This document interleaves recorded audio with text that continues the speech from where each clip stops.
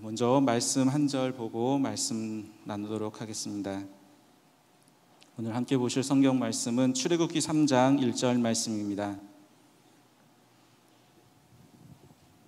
출애굽기 3장 1절입니다.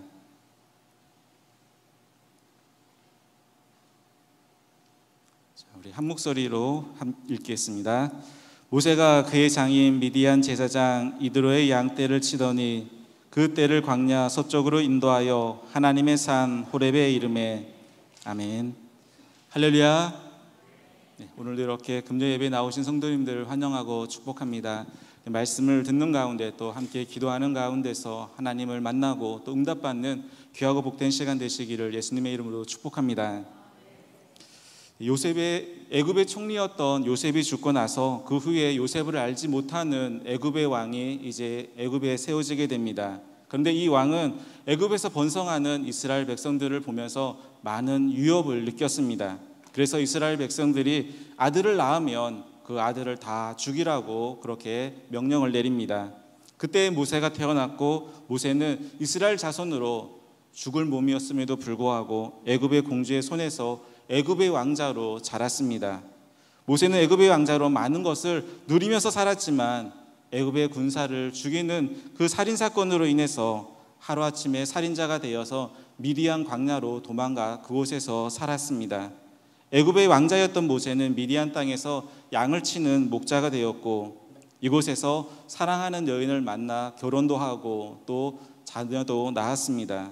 애굽에서 누리며 살았던 그 삶에 비하면 미디안 광야에서의 삶은 많은 양들을 이끌고 풀을 찾아서 이곳저곳 옮겨 다녀야 하는 그러한 힘들고 피곤한 삶이었지만 그래도 안전하고 평화로운 삶이었을 겁니다. 모세는 그렇게 광야에서 40년이라고 하는 시간을 보냈습니다. 오늘 읽은 본문 출애굽기 3장 1절 전반부의 말씀을 보면 모세가 그의 장인 미디안 제사장 이드로의 양떼를 치더니 라고 말씀하고 있는데 모세가 그의 장인 이드로의 양떼를 치는 목자가 되었다라는 것입니다. 결혼을 하고 처자식이 생겨서 한 가정의 생계를 책임져야 할 가장이 되었습니다. 내 재산을 만들고 그리고 내 재산을 하나하나 늘려가면서 안정적인 가정을 만들어야 하는 것이 모세에게 있어서는 중요한 일이었습니다. 그런데 오늘 읽은 본문을 보면 모세는 그러지 않았습니다. 자신의 양떼를 치면서 자신의 재산을 늘려가는 것이 아니라 오히려 장인의 양떼를 치는 목자로 살았습니다. 그렇다고 모세가 자기 재산이 없는 상태에서 그렇게 장인의 양떼만을 쳤던 것은 아니라고 생각합니다. 미디안에서 오랫동안 살면서 양치는 기술을 배웠고 또 나름대로 재산을 불렸을 것이고 그 양들을 아들들에게 물려줘서 아들들이 그 양들을 치게 하고 모세는 아마 장인이니까 모세보다 더 나이가 많았겠죠. 연로한 장인의 이 양떼를 모세가 그 나이도 그렇게 적지 않은 나이였음에도 불구하고 양떼를 맡아서 치는 그런 일을 했던 것입니다. 그런 모세의 모습을 보면 모세는 욕심이 없고 또 착하고 성실한 사위였던 것 같습니다. 모세는 지도자로서 전쟁에서 승리하고 가져오는 수많은 전리품들을 제일 먼저 보았을 겁니다. 아마 모세가 그 마음에 욕심이 있었다면 어떻겠습니까? 애굽을 나와서 광야에서 많은 이방 사람들과 적들과 싸우면서 이기고 그리고 그 적들로부터 얻은 전리품을 가지고 왔을 때 제일 먼저 전리품을 보면서 자기 마음에 드는 물건들을 다 자기 주머니에 넣었을 수도 있었을 겁니다. 그리고 그것을 본 또 모세의 아랫사람들도 하나하나 자기의 주머니에 챙길 수도 있었을 겁니다. 그러다 보면 또 사람들이 더 많은 욕심이 생기고 여기저기에서 큰 문제가 생길 수도 있었을 겁니다. 하지만 성경 어디에서도 모세한테 이런 모습을 찾아볼 수가 없습니다. 모세가 욕심이 없는 사람이라는 것을 또 어떻게 알 수 있을까요? 성경은 모세를 평가할 때 민수기 12장 3절에서 온유함이 지면의 모든 사람보다 더한 사람이다 라고 평가를 하고 있습니다. 욕심 많은 사람이 온유할 수 있을까요? 욕심이 많은 사람은 절대로 온유할 수가 없습니다. 자신이 얻고자 하는 것을 못 얻으면 오히려 화를 내고 그리고 감정을 조절하지 못하는데 온유할 수가 있겠습니까? 오히려 욕심이 많으면, 오히려 욕심이 없으면서 마음이 넓고 여유로운 사람이 온유할 수가 있습니다. 그런 모세였기 때문에 80의 나이에도 불구하고 장인의 양떼를 치는 삶을 살 수가 있었던 것입니다. 모세는 장인 이도로의 양떼를 이끌고 광야 서쪽으로 갔다라고 오늘 읽은 말씀에서 이야기하고 있습니다. 목자들에게 있어서 이 광야라고 하는 것, 이 광야는 그들이 살아온 집이고 울타리고 안식처입니다. 너무도 익숙하고 편안한 곳입니다. 아는 사람들이 많이 있어서 나를 또한 안전하게 지켜주는 안전지대가 목자들에게 있어서 광야가 그런 곳이었습니다. 그런데 모세가 이곳을 떠나서 양떼를 이끌고 광야 서쪽으로 갔습니다. 오늘 읽은 개역 개정판에서는 광야 서쪽으로라고 번역을 하고 있는데, 공동 번역 개정판이나 새 번역판을 보게 되면은 광야를 지나라고 번역이 되어 있는 것을 보게 됩니다. 뭐뭇을 지나라고 하는 이 단어의 히브리어 단어를 보면 아하르라고 하는 단어가 쓰여 있는데, 뭐뭐 뒤에 뭐뭇을 넘어라고 하는 그런 뜻을 가지고 있는 것입니다. 어떤 울타리나 경계가 있는데 그 울타리와 경계를 넘는다라는 것입니다. 오늘날도 30년, 40년 평생을 살아온 지역을 떠나서 다른 곳으로 간다라고 하는 것은 결코 쉬운 일이 아닌데, 이 당시에는 익숙하고 편안한 삶의 울타리를 넘어 낯선 곳으로 간다라고 하는 것은 더더군다나 힘들고 어려운 일이었습니다.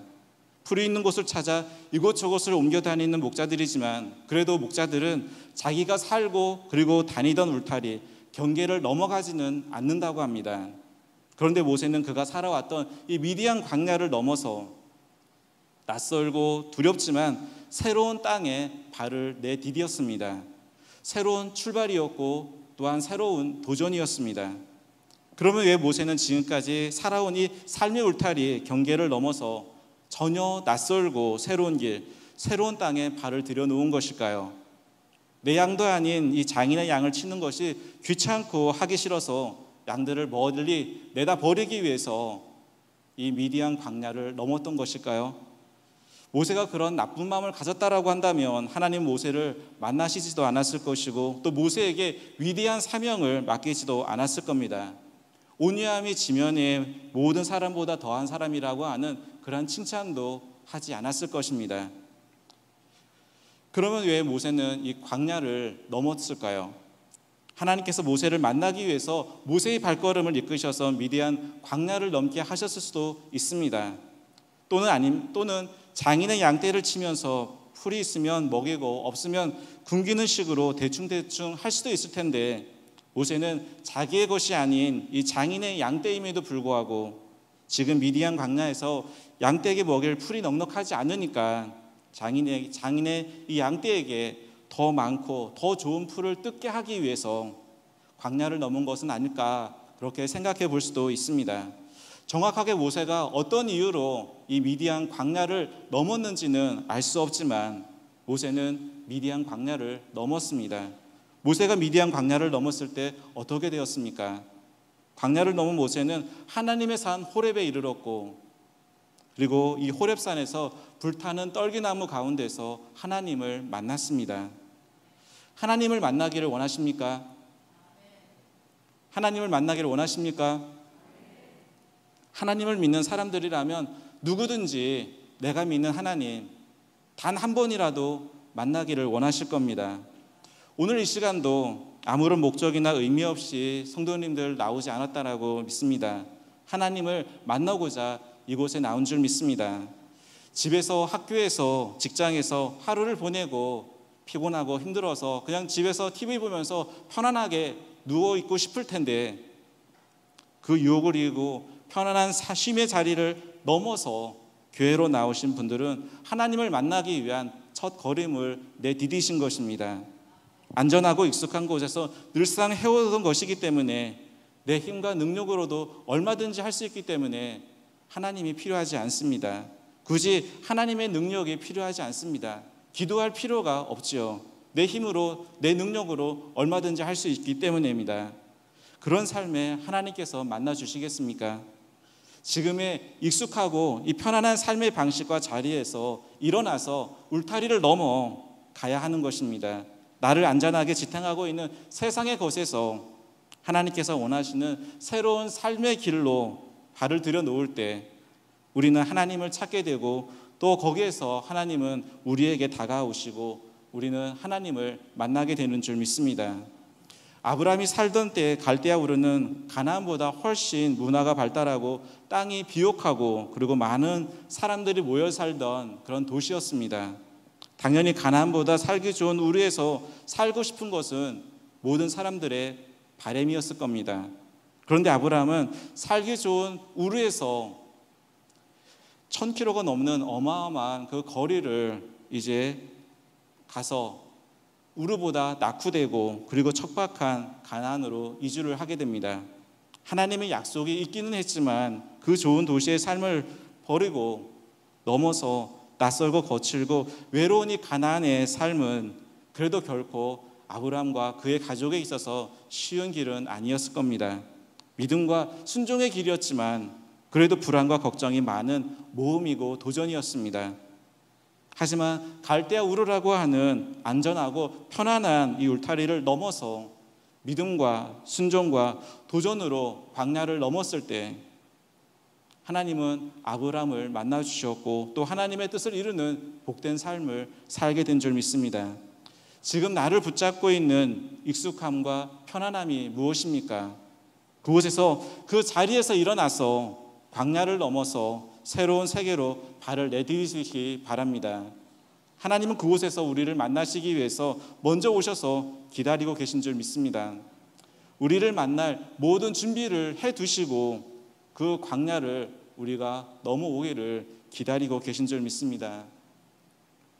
하나님께 기도하기 위해 나오셨는데 우리가 기도하는 이것도 익숙하고 편안하다고 한다면 아무리 기도를 해도 하나님을 만나기 어렵지 않을까 생각합니다. 기도에도 늘상 하던 그런 기도의 익숙함과 편안함을 넘어서 새로운 도전을 해보시기 바랍니다. 때로는 부르짖으면서 또 때로는 눈물을 흘리면서 또 때로는 애절한 마음, 간절한 마음으로 기도해 보시기 바랍니다.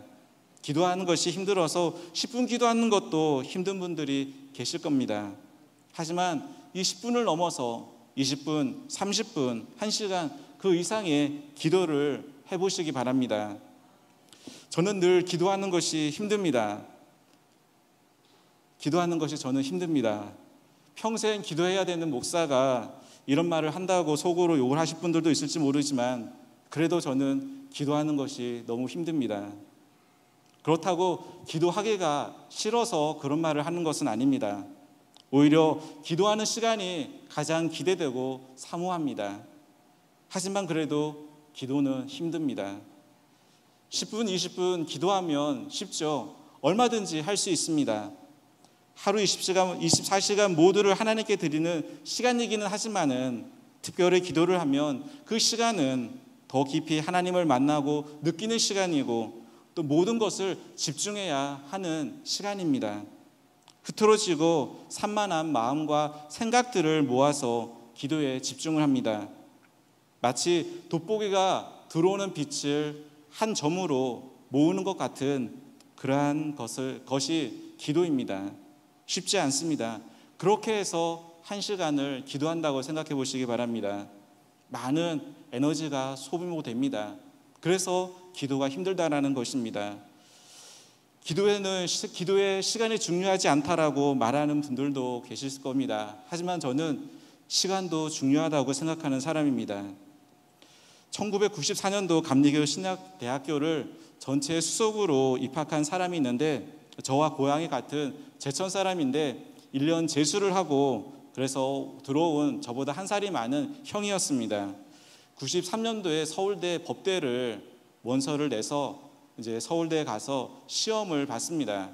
서울대 법대를 들어갈 실력이라고 하면 원서를 쓸 실력이라고 한다면 그냥 아무나 서울대 법대에 들어가서 시험을 보게 하지는 않습니다. 그만큼 시골에 살던 사람이 서울대 법대를 지원할 수 있다라고 하는 것은 들어갈 가망이 있기 때문에 원서를 쓰고 가서 시험을 보는 건데 이 형이 가서 학교에 가서 시험은 보지는 않고 그 시험 보는 시간에 기도를 했다고 합니다. 하나님, 제가 가야 할 길이 이 길이 맞습니까? 라고 하나님께 기도를 했는데 하나님께서 아무 응답이 없다라는 겁니다.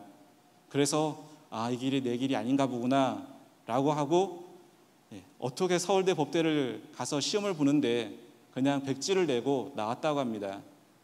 그리고 나서 1년 재수를 하고 저희 감신대 구사학번으로 같이 저와 공부를 했던 형의 이야기입니다. 이 형이랑 한 학기 이제 기숙사 생활을 하면서 한 학기 기숙사를 같이 썼었는데 이 형이 보면 오후 3시쯤인가 4시쯤 정확하게 그 시간은 제가 기억이 나지는 않지만은 그 시간이 되면 매일 기숙사가 이제 있는데 기숙사 침대가 2층 철제 침대입니다. 근데 그 2층에 올라가서 자기가 준비해둔 두꺼운 스티로폼을 하나하나 육각형 모양으로 자기 방을 만들고 그 방의 안에 갇혀서 1시간, 2시간, 3시간 거기서 무릎 꿇고 쪼그려서 기도를 시작합니다. 누가 와서 소리를 지르고 누가 와서 불러도 대꾸하지 않고 2시간, 3시간씩 매일매일 특별한 일이 없는 한 매일매일 기도하는 그 형의 모습을 보았습니다. 그 형의 모습을 바라보면서 결코 쉽지 않은 그 기도를 하는 것을 보면서 저렇게 하니까 하나님께서 저 형에게 똑똑하게 지혜를 주셨구나 라고 하는 그런 생각을 가졌던 적이 있었습니다. 예수님께서 하신 기도도 보면 쉽고 누구나 할 수 있는 그런 기도가 아니었습니다. 십자가에 못 박히시기 전 겟세마네 동산에서 하나님 아버지께 기도할 때에 애쓰고 힘써 간절히 기도한 예수님의 모습을 보게 됩니다. 그렇게 기도했더니 땀이 땅에 떨어지는 핏방울이 되었다라고 성경이 말씀하고 있습니다. 이런 기도가 없었다면 예수님께서 어떻게 수많은 사람들의 조롱과 비웃음 그리고 십자가의 고난을 이겨낼 수 있었겠습니까? 여기가 좋사오니 현실에 안주하고 영적인 나태함이 주는 그 익숙함과 편안함을 넘어서 하나님을 만나는 새로운 세계, 새로운 도전을 향한 믿음의 발걸음을 내디디시기 바랍니다. 쉽고 편안하고 익숙하지 않기 때문에 힘들 겁니다. 두려울 겁니다. 하지만 그때 하나님은 우리를 만나주시고 또 우리의 부르짖는 그 소리에 응답하시고 우리를 만나 주실 겁니다. 기도하겠습니다.